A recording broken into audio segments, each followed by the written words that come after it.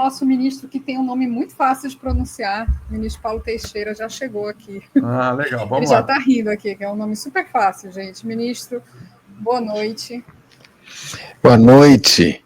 Cumprimentando a Sara, a Tereza, Florestan, Mário Vitor e todos os internautas que acompanham o 247.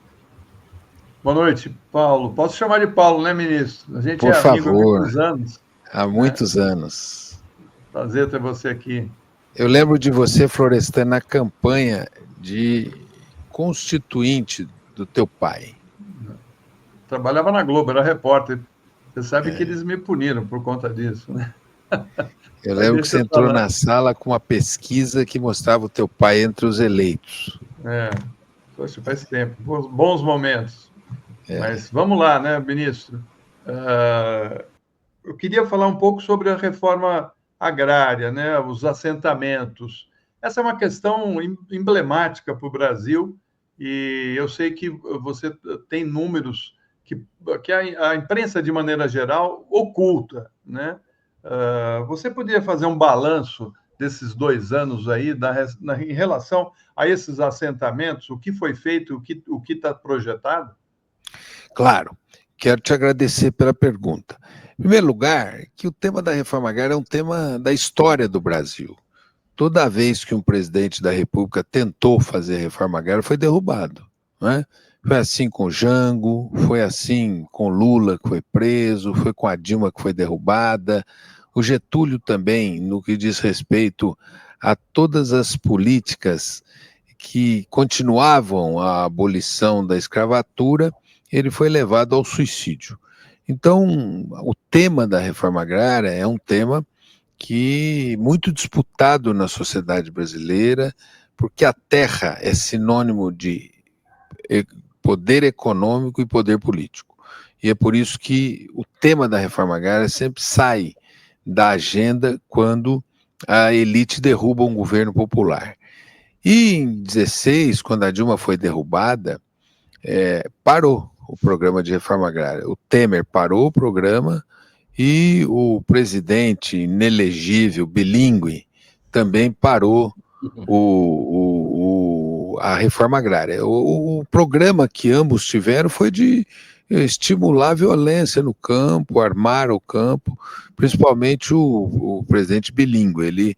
Ele armou o campo e parou totalmente o programa da reforma agrária, extinguiu o Ministério do Desenvolvimento Agrário e Agricultura Familiar, esvaziou o INCRA e construiu uma legislação impeditiva da reforma agrária.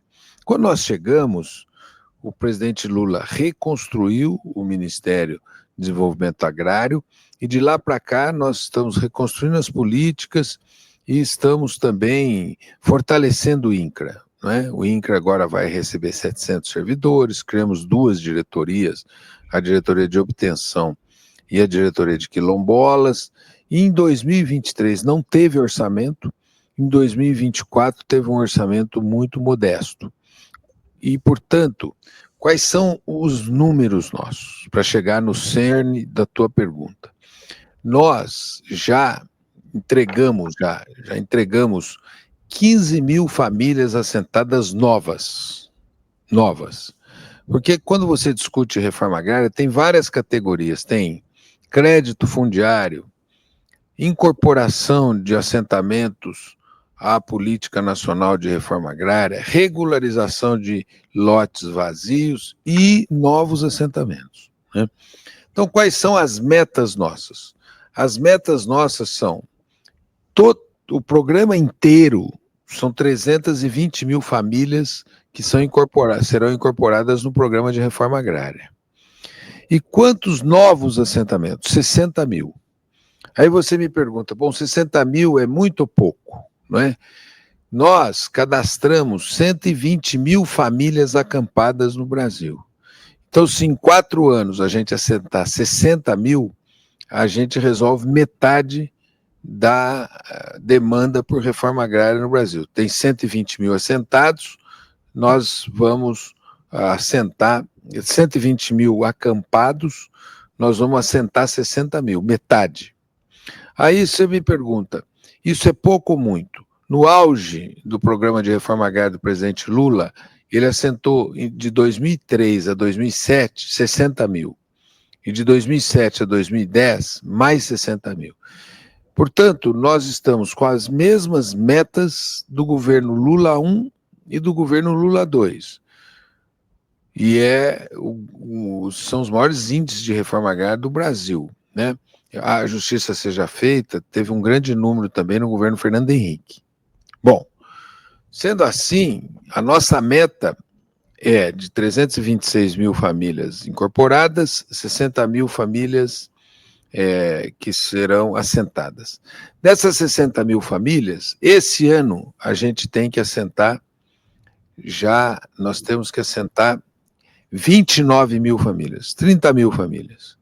Bom, até agora nós já assentamos 12 mil, então nós estamos no quarto mês do ano, já assentamos 12 mil e vamos terminar abril com 15 mil. Até abril a gente terá assentado metade da nossa meta.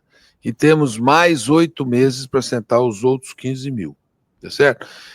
E isso lá quando a gente foi a Minas Gerais, que o presidente Lula foi em Alfenas, em Campo do Meio, ali ele anunciou 12.200 famílias novas assentadas, inclusive aquela fazenda de Campo do Meio, muito produtiva, produz café, produz milho, produz gergelim, produz variados produtos, mandioca, e é muito produtiva aquela fazenda que a gente comprou. Bom, além disso, nós estamos comprando todas as fazendas que são emblemáticas. Em Minas Gerais, a mais emblemática a gente já comprou, que é Campo do Meio. No Rio de Janeiro, a gente comprou a fazenda Cambaíba, que aquele torturador disse que eles incineravam corpos na usina de Cambaíba. A gente desapropriou para a reforma agrária. No Pará, a gente desapropriou a fazenda Pau d'Arco, fazenda Santa Lucia, em Pau d'Arco, onde mataram 10 agricultores. E agora no Paraná, o presidente Lula deve ir. Nós compramos a Fazenda Brasileira, que é o principal conflito de terra do Paraná, envolvendo o MST. Agora, para abril, o presidente Lula já me confirmou, ele quer ir no Pará, nós vamos em Paraupeba, entregar ali cerca de 1.500 assentados que vão receber terra. Ele quer ir no Paraná, nessa fazenda brasileira. Nós vamos no Pernambuco, onde nós estamos assentando famílias num convênio com a Embrapa, famílias que já vão receber assistência técnica da Embrapa e vão receber irrigação, e no norte da Bahia, na fazenda Salitre, que nós estamos assentando 1.000 famílias. Então, tudo que tem de muito significativo, emblemático na luta pela reforma agrária, nós estamos assentando. Portanto, eu termino para passar para o Mário Vitor, dizendo para vocês o seguinte: só nesse ano, nesses 4 meses, a gente já investiu 1 bilhão e 100 milhões de reais em compra de terra. Eu recebi o Ministério com 700 milhões em 2003, nós dobramos em 2024 para 1 bilhão e 400, e em 2025, 2 bilhões e 100. Nós triplicamos o orçamento do Ministério. E, ao mesmo tempo, estamos assentando com crédito. Lá em Minas Gerais, o presidente Lula anunciou 1,5 bilhão de crédito para que as pessoas não recebessem só a terra, mas recebessem juntamente com a terra o crédito. Fala, Mário.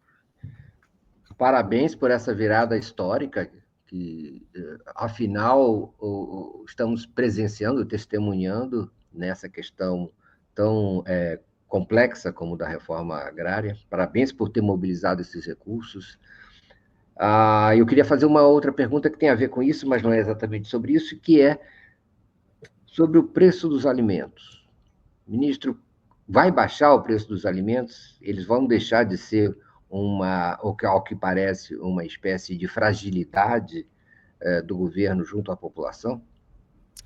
Ô, Mário, os alimentos já estão baixando. Por exemplo, você vai no supermercado, você vai encontrar o arroz tipo 1 a R$ 24,00, 5 quilos. Evidentemente, se você quiser um arroz tipo 1 de marca, etc., você vai pagar mais. Mas você já tem de 5 quilos, R$ 24,00, você já encontra de R$ 23,00, R$ 22,00, R$ 21,00. E a saca do arroz, que chegou a 130, já está 70. Por estímulos do governo, porque tem uma cultivar nova da Embrapa que dá em terras altas. Então, e nós fizemos também contratos de opção para compra de arroz e também agora o próximo passo nosso é fazer estoque. Portanto, o arroz já baixou, o feijão baixou também, a batata baixou. Você tem também uma baixa nas carnes, você já encontra carnes mais baratas do que no período anterior. Por que teve aumento de preço de alimentos? Por conta da variação do dólar. O dólar estava a 5,70, passou para 6,30 quando o Trump se elegeu. Nessa subida do dólar, todos os insumos que são comprados em dólar, como, por exemplo, fertilizantes, defensivos, embalagens, todos os insumos acabam refletindo no preço. Então, subiu o preço de insumos e os produtos que são, digamos, ancorados no dólar, porque são exportáveis, as carnes, os grãos, como trigo, milho, sobem também, tá certo? Quando agora o dólar voltou a 5,70, chegou a menos de 5,70, esses produtos estão baixando na gôndola dos supermercados. A única preocupação minha é que teve governador e filho de ex-presidente bilingue que puseram o chapéu do Trump, e com essa bagunça que o Trump está fazendo, o dólar tem uma variação para cima. Essa variação para cima não é boa para nós, não é boa para nós. 3 produtos resistem a baixar. Quais são? O ovo. E o ovo tem muitas razões para ele estar a esse preço. Olha lá, Danilo Souza falou, aqui em Taguatinga, no Distrito Federal, hoje o arroz é R$17,90. Olha aí, é um depoimento de um seguidor, ele já deu R$2 aí. O feijão e o arroz baixaram. Isso constatei sábado, Luiz Matos. Então, não são palavras minhas, mas é a experiência de quem vai ao supermercado e vai à feira, né? Quais são os 3 produtos que resistem? Primeiro, os ovos. E a tendência é fazer com que os ovos diminuam de preço depois da Páscoa, porque nós somos um país cristão, que muitas pessoas deixam de comer carne, comem ovos, e essa produção vem sendo reposta. Outros 2 produtos resistem também, como o cacau, os produtos derivados de cacau, que estão altos, então o chocolate está alto e na Páscoa esse é um problema, e o café, porque o café é uma crise climática que quebrou parte da produção de café no mundo, no Vietnã, e nós tivemos aqui 4 anos horríveis para os cafeicultores e agora um ano melhor, né? Então são os 3 produtos que vão resistir, os demais, a tendência agora é de diminuição de preços. Tereza. Mesmo que essa, eu não sei nem como denominar, né, esse tarifaço do Trump, uma das consequências que ele está produzindo é a alta do dólar. Temos queda de bolsas e alta no dólar. Mesmo assim, você acha que nós conseguimos manter a tendência de baixar os preços dos alimentos, já que o câmbio é um dos fatores da inflação alimentar?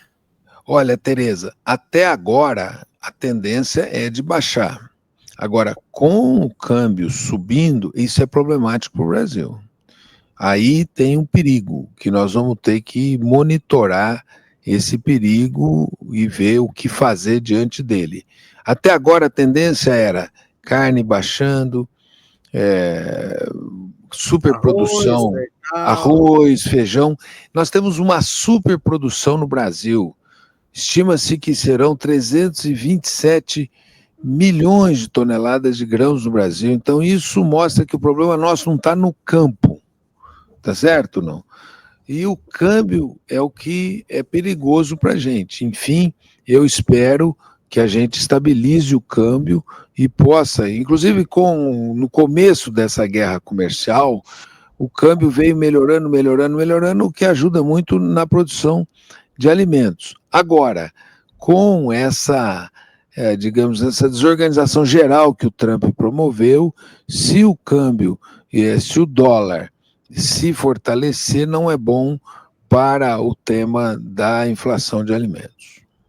Ministro, eu hoje voltei de Minas Gerais, minha terra, e de uma região muito cafeeira. Sabe qual é o novo problema do café na região cafeeira de Minas?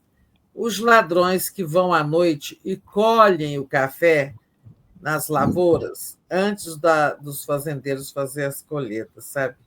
Isso está dando muito prejuízo, muita revolta entre os produtores. Vê se pode o Brasil, né? Como assim? Porque você vai lá, né? Quando o café já está vermelhinho, graúdo. Eu sou de uma família que plantou café sempre, nos passados, quando a gente tinha terra. Hoje a gente é bem mais pobre, sabe? Mas você faz assim, colher café à mão não é muito difícil. Você pega o galho e puxa assim, sai todo... Os grãozinhos saem todos. Claro que com a coletadora é muito mais fácil. Ou seja, esse problema de segurança, que é um dos problemas nacionais importantes, que o presidente Lula, inclusive, está atento, né, deve estar mandando esses dias a PEC da segurança para o Congresso. Agora chega no campo, chega nos grãos lá, o grão em pé. A saca de café está R$ 2.500, né? Se o cara vai lá e rouba, apanha 4 sacas de café, ele já tem R$ 10.000 nas mãos, né? Isso cria um problema grave para os produtores e que requer dos estados que os estados ajudem os produtores a proteger suas propriedades diante desses roubos que, como você aqui relatou, estão acontecendo, né? Ministro, me diga uma coisa, nesses assentamentos todos, certamente vocês devem ter uma preocupação em relação à produção de alimentos, né? Como é que está se dando a relação do governo no sentido de facilitar que essa produção de alimentos do pequeno agricultor que foi assentado chegue à mesa do consumidor? Porque no momento em que a gente está lutando contra a fome, né, ações do governo são feitas no sentido de utilizar esses alimentos para entregar às comunidades mais carentes. Mas certamente também, como a gente vê, o MST é fornecedor de muitos dos alimentos que estão na mesa dos consumidores nos grandes centros. Existe um projeto nesse sentido? Florestan, obrigado pela pergunta. Sábado, nós entregamos o INCRA São Paulo, e eu estive presente, entregou um assentamento ali perto de São Luís do Paraitinga, no Vale do Paraíba, não é? Numa cidade chamada Lagoinha. O assentamento muito perto de Lagoinha, muito perto de São Luís do Paraitinga e também perto tanto de Ubatuba quanto de Taubaté. Bom, eles receberam terra, receberam crédito e receberam também assistência técnica. Sabe de quem, não? Da Escola Superior Luiz de Queiroz, da USP, da Exalc, e da Universidade Federal de São Carlos, UFSCar. Sim. Portanto, a melhor das assistências, para quê? Para o básico, inicial, a documentação, acesso ao crédito, projeto de desenvolvimento, e assim eles já passam a ter o melhor para produzir alimentos. E essa produção de alimentos, evidentemente, é para fornecer para cidades vizinhas para diminuir o custo dos produtos. Semana passada, o pai do João Paulo Rodrigues me ligou, o Bill. Ministro, você precisa vir aqui no Pontal do Paranapanema. Eu falei, para quê? Ele falou, as bezerras vão nascer agora, nesses dias. E eu falei, e ele falou, isso é coisa de rico, ministro. Por quê? Porque a gente fez um programa de melhoria genética. Isso é, as vacas recebem embriões de touros e de vacas de altíssima qualidade que são colocados nessas vacas, a cria já vale o dobro que vale a vaca. Quando ela começa a dar leite, ela já vale 4 vezes mais.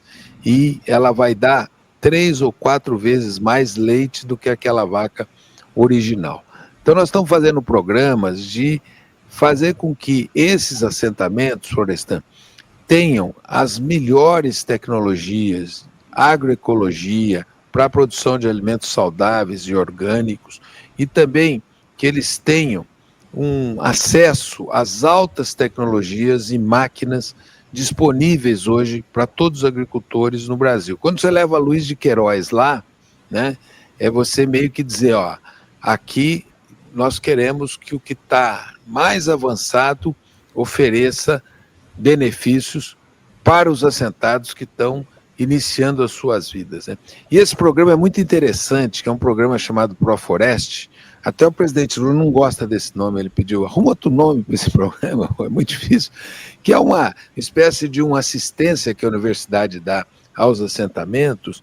Eles levam professores, levam doutores e estudantes e contratam os jovens que são bolsistas dessas universidades para formar ali dentro do assentamento lideranças capazes de ajudar a desenvolver os seus próprios assentamentos. Então, é um programa de muito mérito que está acontecendo hoje. E é esse mesmo programa que atendeu... A palavra aí... Proflorest. Esse aqui é um programa de extensão das universidades, né? Que é o mesmo programa que o Bill me ligou falando das vaquinhas, que é coisa de rico.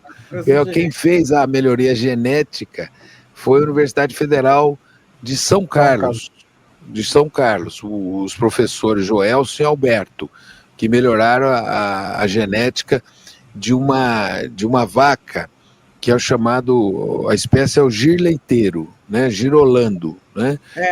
Branca, é a vaca branca.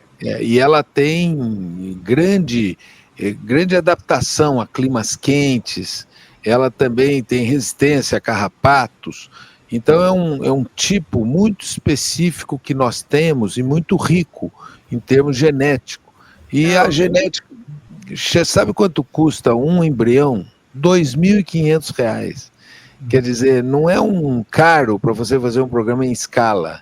E nós estamos começando a conversar agora com o Banco do Brasil, com o Banco do Nordeste, com o Banco do Amazônia, com a Caixa Econômica Federal, com as cooperativas, Sicob, Sicredi, Cressol, para eles oferecerem aos agricultores familiares essa melhoria genética no Brasil. Muito bom, ministro. A Sara está trazendo aqui uma mensagem de uma pessoa muito querida sua também, acho, né, Sara? Querida nossa, até sempre falo que é a pessoa mais bem relacionada da política brasileira, João Pedro, desenhista autista. Eu preciso até combinar aqui, eu vou avisar, porque o João Pedro parece que vem para Brasília essa semana, eu quero recebê-lo aqui. Eu quero recebê-lo aqui no meu gabinete, tirar uma foto. Eu tenho um quadro que ele pintou, na minha sala, pintado por ele. E ele é um grande brasileiro, e vocês também são generosos e sempre deram espaço para o João aqui. Parabéns ao 247. Ele falou que vai ficar até sábado aí, viu, ministro? Que ele vai te procurar. Não, ele vem, ele é bem relacionado, ele vai no Supremo, ele vai em todo canto. Ele é demais. João Pedro, presidente. Ministro, antes da gente se despedir, eu preciso ler essa mensagem aqui, ó. O Valdemir José da Silva fala... Também. Ministro amazonense de coração, Paulo Teixeira. Valdemir José, um querido, foi vereador já em Manaus. Obrigado, Valdemir. Deixa eu fazer a propaganda de um outro programa que a gente lançou agora, não? A gente lançou um programa com o BNDES, com a Tereza Campelo, a Luiz Mercadante, com o Nabil, e lançamos junto em parceria com a Marina Silva, ministra do Meio Ambiente, florestas produtivas. Isso é, a recuperação florestal da Amazônia com espécies produtivas originárias daquela região, como o açaí, como o cacau, como outras espécies, que vai mudar a lógica, que a árvore de pé vai dar mais resultado econômico aos agricultores do que a árvore cortada, e vai recuperar as áreas degradadas. Vai ser o maior programa de reflorestamento do mundo, que está sendo feito agora na Amazônia, com dinheiro do Fundo Amazônia e da Caixa Econômica Federal. E nós vamos entregá-lo não como promessa, mas como realização na COP30, lá em Belém do Pará. Muito bem.